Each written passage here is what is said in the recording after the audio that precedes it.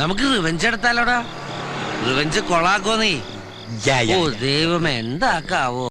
എന്തോ നീ തപ്പുന്ന? ആരുടെ? അച്ഛന്റെ. അത് കാണിക്കാൻ കൊള്ളുകയില്ലാത്ത സ്ഥലത്താ, അതുകൂടെ കാണിക്കട്ടെ. എന്തോ ട്രോഫി? പാട്ട് പാടിയ ട്രോഫി. പാട്ട് പാടിയ ട്രോഫി? പണി പാടി. കുറെ ട്രോഫികൾ, 10,000 ട്രോഫികൾ.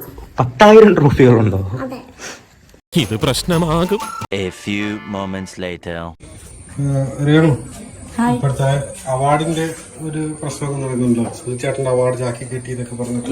ഓ, ഒന്നും അറിയാത്ത പോലെ. അത് കിച്ചു ഞാനില്ലായിരുന്നു. അപ്പൊ കിച്ചുവിന്റെ വ്ളോഗില് വന്നിട്ട് എടുത്താണ് വീടൊക്കെ എടുത്തപ്പോൾ.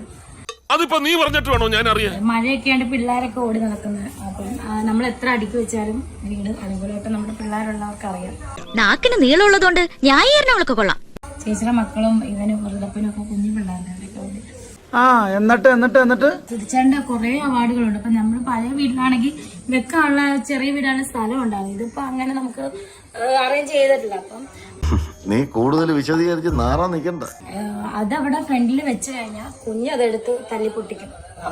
ആ പ്രായമാണ്, ഏജാണ്. അതെ, ഞങ്ങൾ ചോറ് തന്നെ കൊണ്ടുവന്നേ. പാത്ത് കൊണ്ട് തല്ലി പൊട്ടിക്കും കളിക്കുമ്പം. അപ്പൊ അതുകൊണ്ട് കുഞ്ഞിനെ പേടിച്ചിട്ട് ഞാൻ അതെല്ലാം എടുത്ത് സൂക്ഷിച്ചൊരു ചാക്കില് ഇത് ചെയ്ത് എന്റെ ബെഡിന്റെ അടിയിൽ, അവിടെ വേറെ സ്ഥലം, അവിടെ തന്നെ ഇങ്ങനെ സൂക്ഷിച്ചു വെച്ച സാധനമാണ്. പറഞ്ഞതൊക്കെ ശരിയാണെന്നേ തോന്നൂ. എന്ത് നാച്ചുറൽ ആക്ടിങ്. നമ്മൾ ചെയ്യാത്ത കാര്യങ്ങൾ അല്ലെങ്കിൽ മനസ്സാ വാച കർമ്മണ അറിയാത്ത കാര്യങ്ങളൊക്കെ പറയുമ്പോഴാണ് നമുക്ക് സത്യം പറഞ്ഞ വിഷമം തോന്നുന്നത്. എന്താ അഭിനയം! കുഞ്ഞിന്റെ കണ്ണിപ്പെടാതെ ഞാനടുത്ത് സൂക്ഷിച്ചു വെക്കുന്നതാണ്. അല്ലാതെ സൂചിയുടെ അവാർഡ് എടുത്ത് ഞാൻ നശിപ്പിച്ചതൊന്നുമല്ല. നോണ പറച്ചിലല്ലേ തന്റെ തൊഴിൽ തന്നെ. ഇനി ആരും സൂത്രം കാണിച്ചേട്ടാ.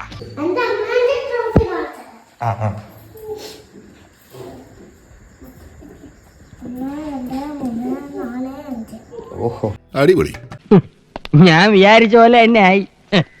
ഇനിയിപ്പൊ എന്നാടാ ചെയ്യാ? ആലോചിച്ചിരിക്കാൻ സമയമില്ല. എന്നതെങ്കിലും ചെയ്യാനുണ്ടെങ്കിൽ ഇപ്പൊ തന്നെ ചെയ്യണം.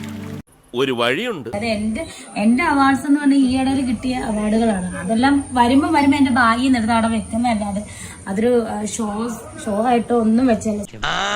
നിക്ക് ഏത് റൂട്ടിലേക്കാ വണ്ടി തിരിക്കണേന്ന് എനിക്കിപ്പോ മനസ്സിലായി.